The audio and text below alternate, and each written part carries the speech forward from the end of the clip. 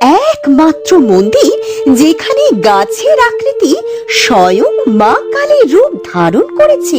মানে ডালটা যখন কাটা হয় তখন এটা একটা মায়ের রূপ ধারণ করে। ডালটিকে সোজা করে দাঁড় করালে সেটি মা কালীর আকৃতি ধারণ করে। অনেকেই এটিকে মায়ের লীলা বলেই মনে করেন। মা এখানে একান্তে থাকতে চান। আমরা মায়ের এই স্ট্রাকচারটা আমরা দেখতে পাই। মাটির নিচে রয়েছে একটি ত্রিশূল, যেটি 12টি মুখ বিশিষ্ট। একজন সাধু নাকি এই গাছে রাতের বেলায় ওঠানামা করে।